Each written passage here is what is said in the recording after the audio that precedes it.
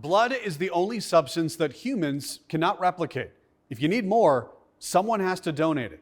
Over the past few months, our health agencies have been sounding the alarm about a blood shortage and limited staff to collect it. And that's where this story begins.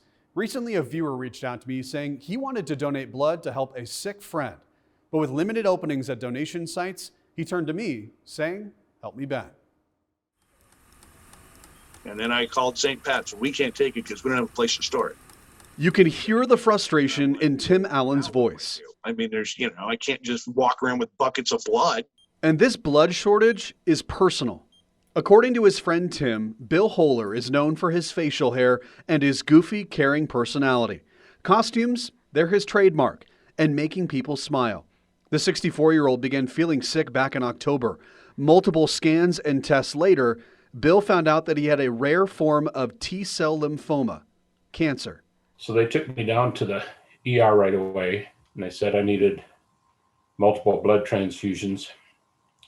And so they only let the doctor order 1 unit of blood at a time. So the doctor ordered a unit of blood for me, and he came back in the room, and he told me he had ordered the unit of blood, but there is none. Bill was forced to wait hours for that important blood. Eventually, he did receive it, but what was supposed to be a routine checkup became a 5-day hospital stay. And during that time, Bill also tested positive. He was now fighting COVID and cancer. They flat out didn't have any blood. That was a pretty big shock to know that you're in the hospital, in ER, and they tell you, well, you need a blood transfusion, but we don't have any blood. And then for them to come in a half an hour later and tell me that I have COVID and I'm going to ICU. Bill conquered COVID and is right now isolating in his Phillipsburg home with his wife, Sherry. He has needed 5 blood transfusions, 3 rounds of chemotherapy as he fights cancer. Tim reached out to me a few weeks ago, frustrated about not being able to find places locally to donate for Bill. So I went to the company that actually handles the most blood here in Montana. That's Vitalit. We strive to have 4 days on hand. And when we get into 2 days or less, that's when that prompts us to use that verbiage of critical. Communications manager Toy Robbins tells me that in the past few weeks, Montana is actually trending in the right direction when it comes to donations. Just Monday, we downgraded from critical to urgent, which means blood donations are going up. We're getting closer to that 4-day on hand, but it's that consistent blood donation that's going to keep us there. Now, I worked with Robbins and identified future blood drives that were coming to Granite County. And this past Thursday, I helped Tim and his wife go online and sign up for a blood drive that will take place in Anaconda on March 29th.